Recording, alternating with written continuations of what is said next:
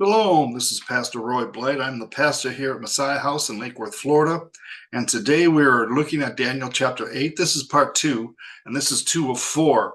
And we're speculating a lot of it because a lot of it we're just not sure of yet because we're looking at the beasts, and we're looking at several beasts, plural. And when we look at these beasts, you're looking at it and who's going to come into power, who's going to take over from whom, who's going to defeat whom, and it all has to do with Israel. It all has to do with the last days and these prophecies of Daniel. And we want to look at this because we want to get a handle on exactly what the Lord is doing. So as we begin today in Daniel chapter 8, remember that we are looking at this, and a lot of this is some of it has happened, much of it has not happened. So this is what the context is for what we are looking at today.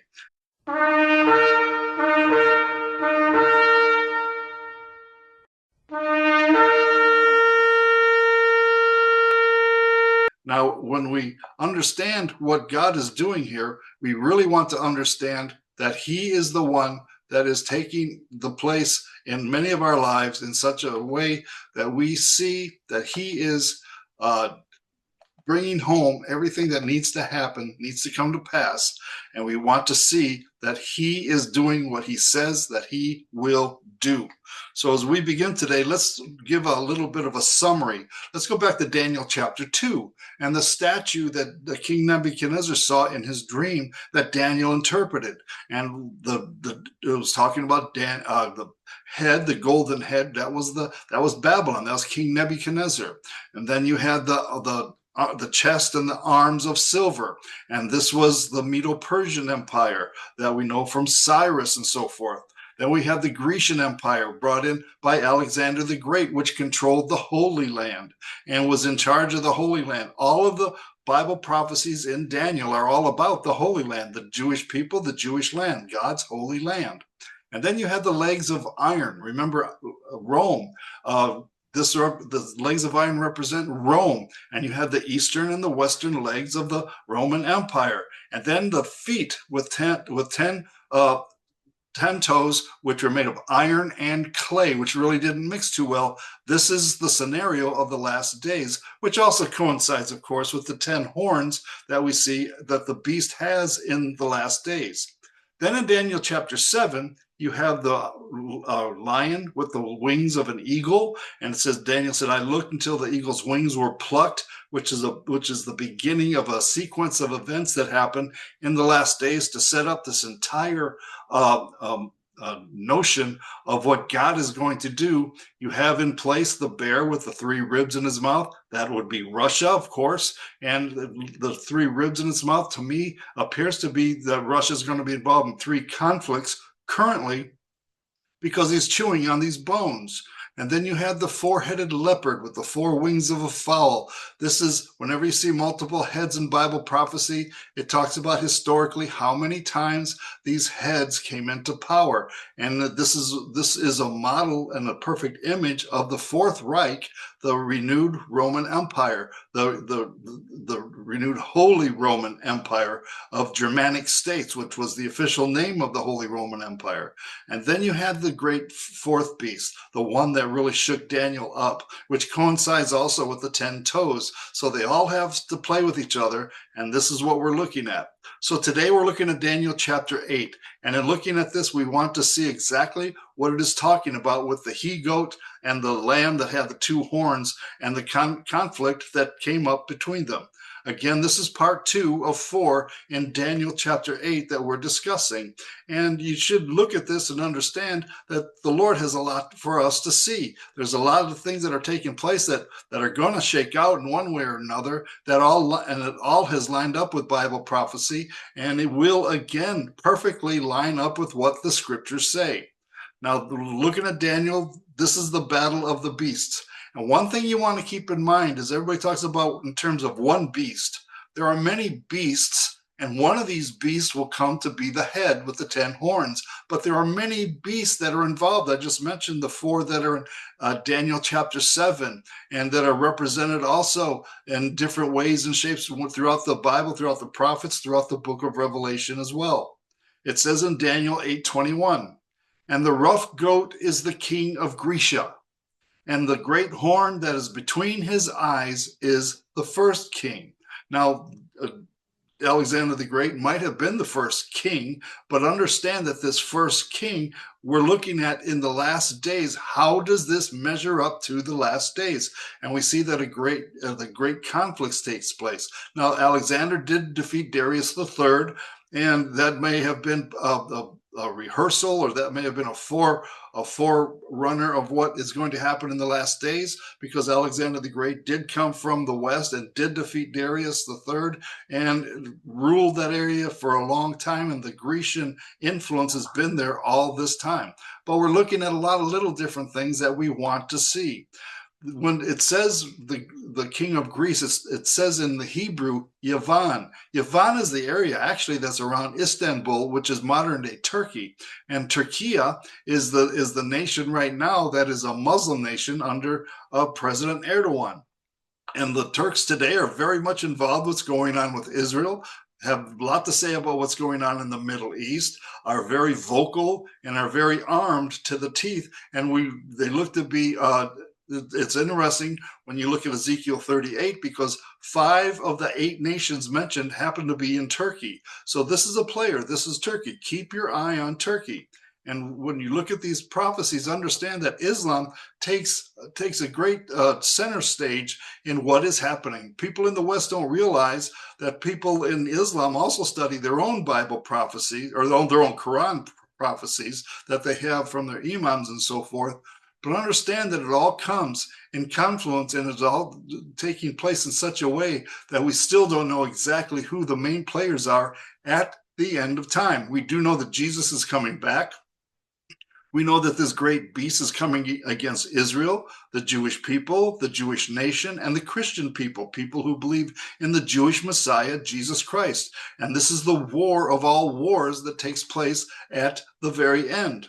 But in Daniel 8 and verses 5 through 7, it looks like there's an inevitable war that goes on between Turkey, which is a Sunni Muslim nation, and Iran, which is a Shiite Muslim nation. And we see that this looks to be ready to happen in some way, shape, or form. Somehow they're going to come together. Somehow they may fight against one another. But there's something there, because remember, it tells us in Daniel chapter 8 that these prophecies are for the last days. So how it's working itself out, there's a lot that needs to be revealed, but we're starting to see things rise up in such a way, because obviously Persia, Iran, is very much in the news today, as is Turkey, as is the war that's going on in Israel with Hezbollah, Hamas, and the Houthis and so forth. So let's look at this a little more, because this is very important to the last days. These things are mentioned in the scriptures, but understand that God has his ways. Remember, God speaks symbolically in a lot of ways, and we want to be able to discern what God is doing. Now, Bible prophecy is often dualistic and can be interpreted in a spiritual or a naturally historic way. So we want to discern what the Lord is telling us in these last days. We want to be able to understand how things come together. And you have to realize that, as I said before, there are many beasts. There are many governments that you have to look at. There are many religions. The religion of Islam is very central, but so is the religion of apostate pagan Christianity that's in Europe, and the Eastern Russian Orthodox churches. All of these have to play in the scenario of the last days. It's not God's intention that any should perish. He's calling all of us to repentance, and we want to see exactly what's going on, because the judgment of the nations is on. God has put it out there in the prophets that he is coming, and the judgment of the nations is very real, and it seems as though the fire has absolutely started. So remember Daniel chapter 2, the head was Babylon, the shoulders were Persia, Iran, Greece was involved, which would represent Europe, as would Rome. And then you had, out of the Roman religion, Catholicism, came Islam. So when we keep Daniel chapter 2 in the back of your mind, because it is all coming together in a way that we may not understand. One thing I wanted to bring to your attention, though, is the ancient Roman Empire. Actually, the Roman Catholic Empire was the western leg, which was seated in Rome, and the eastern leg, which was seated in Constantinople. And this, so we have this confluence of Islam, but we also have the Eastern Roman Catholic symbolism that's going on there in the East. Also, don't forget who they are. So we see that the head of gold and the chest of arms and silver, the thighs of brass, the legs of iron, and the feet and toes, which represent the beast in the last days. And that's what you want to keep in mind. This beast in the last days, we want to focus on the toes, because we see that the beast that is forming are demonic entities controlling men. And these demonic entities controlling men, they don't always go with one another. And the most powerful one is going to emerge, the one with 10 horns. And it looks to be absolutely Islam, but it's going to be controlling and fighting against the powers that are Europe. They're going to be fighting against the powers that are Russia and the powers in the West and all over the world. It's a worldwide global takeover of planet Earth, spiritually and physically. And this is what we want to look at. And this is what we are looking at when we look at these prophecies of Daniel. These are prophecies about the last days. They have about technology, about military might, about influencing the people on the earth through technology. All of it's there. And all of these beasts come together in the last days. Now it says in Daniel chapter 7:2, and behold, the four winds of the heavens strove upon the great sea. These four winds, these are spirits in pneuma in the Greek. And you want to understand that these winds represent spiritual entities. So this war is not just what you see with your naked eyes. More, this war is what you don't see with your naked eyes, because it's in the spirit, in the spiritual realm. These principalities are fighting with the angels of God even right now. And all of this is being set up that we can't see, but it's alluded to in the scriptures. It's alluded to in the writings, and we can see it starting to form right before our very eyes as we look at the circumstances that are taking place around us. Nothing is random. Nothing takes place without the Lord knowing about it, and the Lord is orchestrating this because he's bringing it all to an end. The Lord is bringing all of man's history to an end because the Messiah, Jesus Christ, is coming back to reign and rule from Mount Zion in Israel, and it's all being set up now. So this is why we have these prophecies, so we can understand the things that will take place before the coming of Jesus. The spirit of the anti-Messiah or Antichrist and the he-goat. This looks to be Yavan, which is Turkey, the Grecian horn that was mentioned. And they're now manifested as four beasts preparing for the great and notable day of the Lord. So it's rising up and it's coming together. We see this, and we see the lion, the bear, the four-headed leopard, and the beast joined together. This is what you're looking at when you look at Revelation 13. They all come together to form an alliance, a global alliance, and add in the technology of the day, add in all the things that the devil would use to try and build up some kind of force to battle the coming of Jesus Christ. And that is exactly what you have. Now, in all the plans that the devil has, all the New World Order, all the World Economic Forum, all the governments and all the armies of the world, they're trying to come together. But one thing you want to keep your eyes on in all of this is the plans of the devil and the plans of man will fail. And keep your eyes on Israel. Are you paying attention to Israel?